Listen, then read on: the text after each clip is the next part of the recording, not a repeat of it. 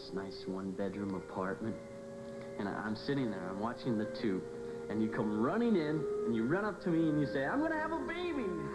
Nola, can you believe that? A baby. I mean, whether that's a dream or not, that just makes me so happy. Well, it is only a dream, Floyd. Yeah, I know. I think that it'd be nice to be a reality. I mean, I know I could be a good husband and a good father. And, well, especially if we had a little girl. Well, I want her to look just like you. She'd be so pretty.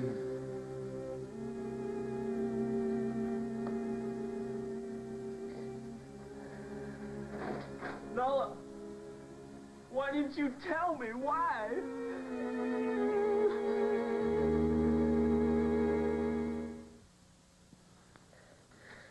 Floyd, what are you doing here? How did you find me?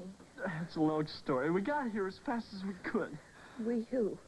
Your mom and your brother are outside. They're talking with the doctor. He said that you're recuperating. Are you okay? I'm fine. Why didn't you tell me, Nola? I couldn't, Floyd. I couldn't. I love you so much. You know that I'd never think that you got pregnant so you could trap me into marrying you? Please don't. No, please, just let me say something. I still love you. Someday we can have another baby.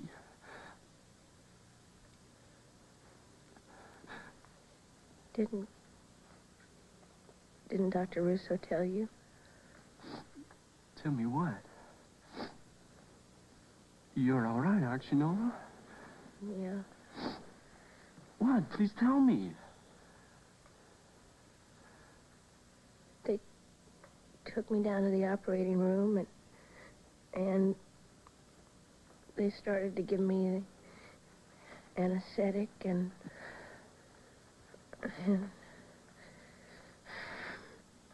I didn't have an abortion. I didn't have it. You're still gonna have her baby? Ow! I was praying all the way up here that something like that would happen. Oh, no, everything's gonna be all right now. I promise.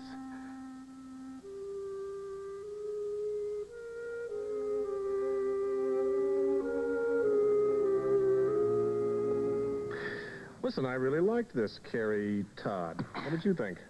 I thought she was wonderful. But, of course, how can you help but like someone who has such a positive approach to life? I mean, and such an enthusiasm about everything in the world. She certainly does. God. Listen, you know Evie a lot better than I do. How do you think she's going to react when she finds out that Ross is seeing her on a regular basis? I'm not sure. Evie's very fond of Ross. She always has been, always will be. I think she gave up on the possibility of anything permanent between them after Vanessa told her about something that Ross did. And ever since then, she just hasn't been able to really trust him. Or at least that's what she told me. Well, if I were Evie, I wouldn't believe anything Vanessa had to say, or take it too seriously. Evidently, Ross confirmed it, so she had to believe it. Well, let's just keep our fingers crossed that my brother Ross doesn't miss this opportunity. But to hear you talk, they're ready to walk right down the aisle. Haven't you ever heard of love at first sight? Only once. First time I met you. Don't you ever stop. Because I don't know what I'd do if you ever stopped loving me. I never will.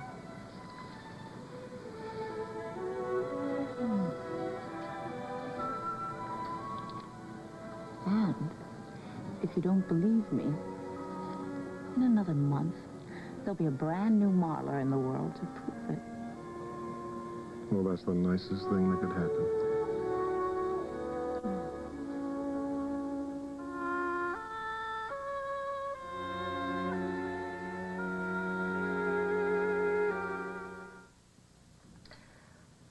I consider myself an amateur expert on the subject, so I can safely say this is probably one of the finest French provincial restaurants I've ever eaten in. Wait a minute. What, pray tell, is an amateur expert?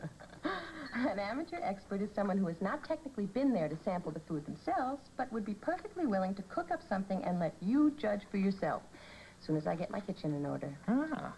Well, in that case, I accept. You've never been to France? No, but I'd love to. You know, I find that very strange. I mean, in a job like yours, I would think you'd have been around the world at least twice by now. Nothing that glamorous, except what I heard Diane say today is that I'm going to be flying around the country meeting all the art directors from the various Spalding branches. Oh, well, sometime or another, then you'll probably be in Chicago. Yeah? She said Chicago. Why? Oh, my sister, Laney, and her new husband, they live there now. You know, I think you should give Laney a call. I think you'd like her. If she's anything like you or your brother, I'm sure I will. Well, I don't know if she is or she isn't. But why don't you make a note to that effect so that when you get to Chicago, you know what you're doing? You really like to kid me about that notebook, don't you? Look, the only reason I do that is because I'm very jealous of your organizational ability. Are you putting me on? Why would you say that? Because I'm not organized. I couldn't even find my purse at your brother's house. You couldn't even find your airline ticket on the day that you were going back to Milwaukee. Well, I'm right then. You are putting me on. No, not at all.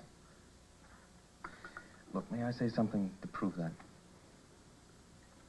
Sure. The more I'm around you, the more I wonder why some intelligent, good-looking fellow hasn't snapped you up and married you long ago. I said something wrong. No. But may I say something? Two things, in fact. Sure. First of all, what you said was very complimentary. And, as I said before, compliments embarrass me, and that's the slight blush you see. It's very becoming. What's the second thing? You have incredibly beautiful eyes. You react exactly the way I do to compliments. Oh. It's nice. I like it, Ross. Oh, nice. A grown man blushing in a public place. Thanks, anyway. Thank you for a wonderful evening. Ross, I'm afraid it's getting to be that time. Hmm? Yeah, well, it's a little after 11:30. It's 11:30, Ross. I've got to be up at the crack of dawn, please. All right. Let me get the check and then get you home. Yeah? Can we get a check, please? Yeah. What are you looking for now? I'll find it. Don't worry. Lord, don't tell me you've lost your purse again. No, I haven't lost my purse. I either left it in the bathroom or maybe I left it in the car. But just do me a favor and save all your smart remarks for when I've really lost something, okay? I just have to think about this for a... You had it all along. Nice, Ross. Why didn't you tell me? Didn't ask.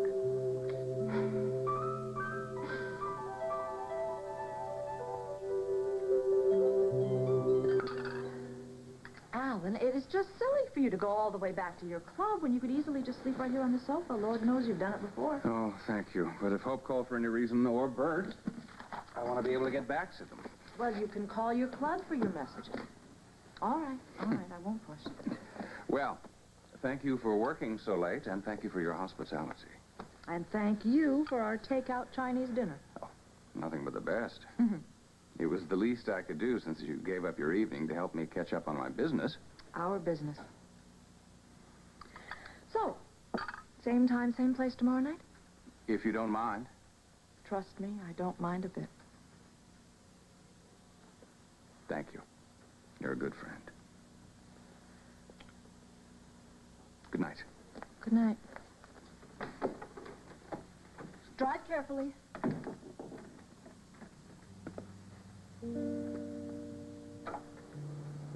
I'm praying for the day when Amanda's well enough to take over the lion's share of my responsibilities. And then when Philip's out of college, she can teach him the ropes. Sounds wonderful. Where do I fit in? You'll just be answering to Amanda and Philip instead of me. Oh, no, Alan, that is not the way I see it at all.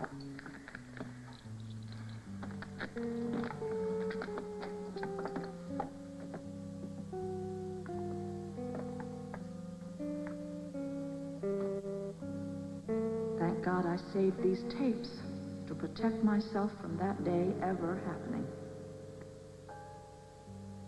Why don't you just relax in here with your brother? I'll go into the kitchen and help Floyd. Ma, I just went in there to get a glass of milk for Nola. Well, he's probably hungry. I'll make some sandwiches. Nola, I'm awfully glad you didn't go through with the abortion. Yeah.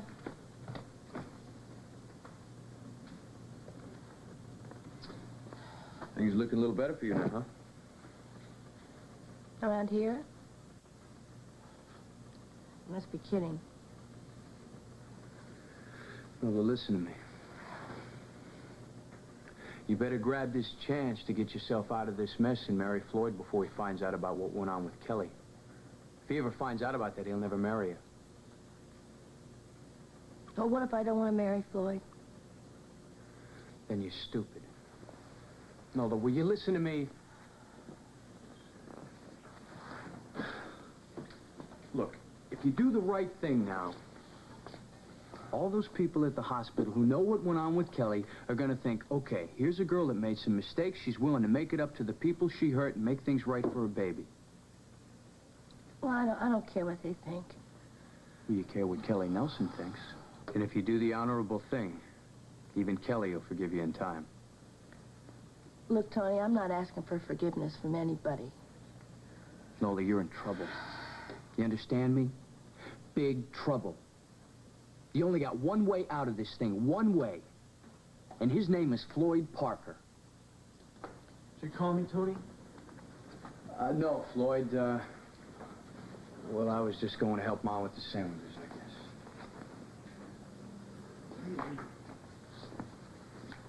guess. I'm real sorry I got so emotional at the hospital. But I thought that you, well... Well, look, I know what you thought. Let's not go through it all again, okay? I'm not feeling so good. I really meant what I said before. I want us to get married right away. That way nobody will know about the pregnancy except Mom and Tony. I'm sorry, with everything else going on. I know how much you like the romance and all. Nola, what I'm trying to say is that I love you more than ever.